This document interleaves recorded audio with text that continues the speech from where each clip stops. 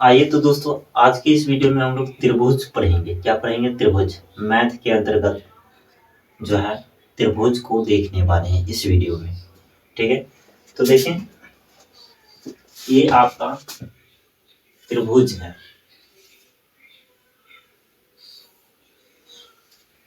ये जो है आपका त्रिभुज है। त्रिभुज का परिभाषा अगर हम दें तो तीन भुजा से घिरे हुए क्षेत्र को त्रिभुज कहते हैं। ठीक है, मतलब तीन भुजा मतलब तीन रेखा से घिरे हुए क्षेत्र को त्रिभुज कहते हैं। ठीक है, तो देखें,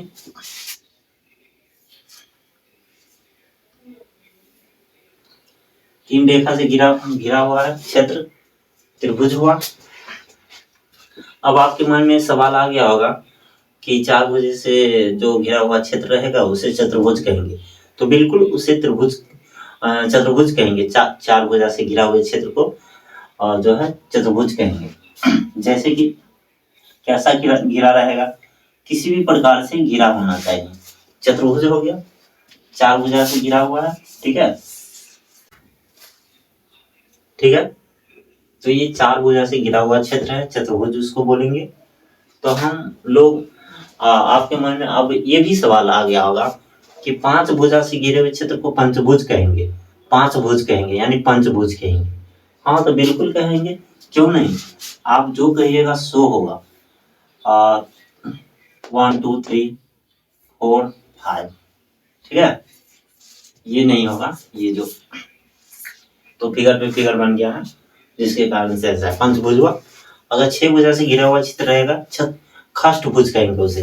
ठीक है, तो हम लोग इस टॉपिक में सिर्फ और सिर्फ त्रिभुज को देखेंगे। ठीक है, और वो भी शॉर्ट में। तो ये है आपका त्रिभुज। और त्रिभुज का परिभाषा क्या देंगे? तो इसका परिभाषा जो देंगे, परिभाषा जो लिखेंगे, तीन भुजाओं से बना आकृति को त्रिभुज कहेंगे। ठीक है, या कहते हैं। ओके दोस्तों, तो तीन भुजा से बना हुआ आकृति या तीन भुजा से घिरे हुए क्षेत्र अपनी भाषा में जो कहे उसे त्रिभुज कहेंगे। तो दोस्तों, त्रिभुज जो है छह प्रकार का है।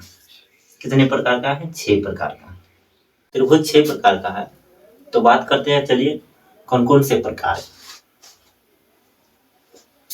तो इस त्रिभुज को हम देखते हैं छह प्रकार के हैं, लेकिन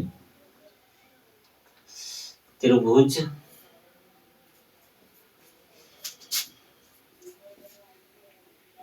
छह प्रकार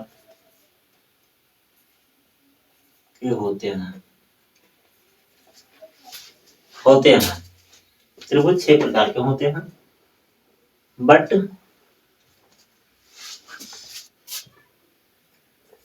बट तीन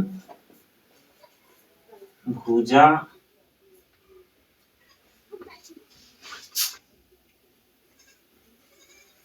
के आधार से और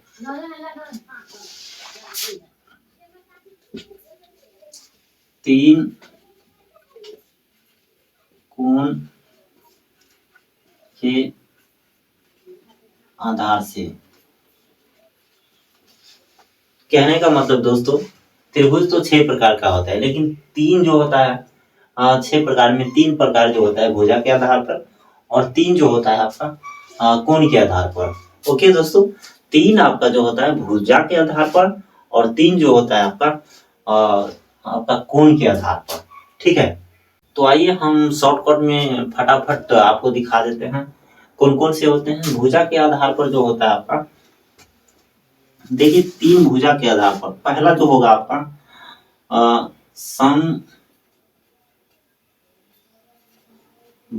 त्रिभुज। ओके, समबाहु त्रिभुज, त्रिभुज का फिगर बना देंगे, उससे त्रिभुज पढ़ेंगे। दूसरा जो होता है आपका समद्विबाहु त्रिभुज,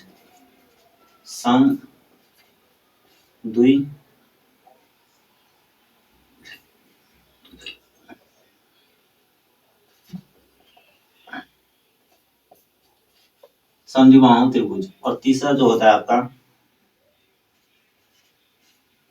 विषमबाहु त्रिभुज।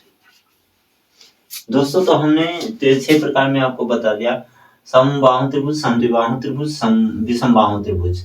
ठीक है, मतलब समद्विबाहु में जो होता है सॉरी समबाहु में त्रिभुज का ऐसा तीनों भुजा बराबर होता है, और समद्विबाहु में त्रिभुज का कोई दो भुजा जो होता है बराबर होता है, और त्रिभुज का जो विषमबाहु में तीनों भुजा जो है, तीनों भुजा में कोई भुजा आपस में बराबर नहीं होता है, मतलब तीनों भुजा अलग अलग आकार का होता है। ठीक है, साइज का होता है, तो इसे विषमबाहु त्रिभुज कहते हैं।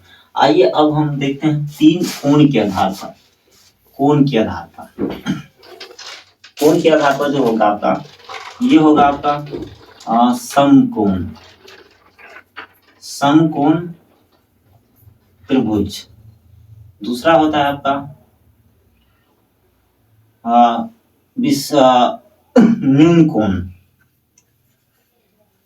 न्यून कोण त्रिभुज। तीसरा जो होता है आपका अधिक कोण त्रिभुज, अधिक कोण त्रिभुज। ओके दोस्तों, तो इस वीडियो में इतना ही देखेंगे। अब अगले क्लास में अगला जो है पूरा त्रिभुज के बारे में और है जो देखेंगे, इसका फार्मूला, इस पर सवाल कैसे बनेगा। तो चलते हैं दोस्तों, इस वीडियो को आप लोग लाइक शेयर करके ज़्यादा से ज़्यादा हमको व्यू दिलाइए, लाइक करवाइए, शेयर करवाइए। उसके बाद हम आपको जो है इससे अगला पार्ट लेके आऊँगा।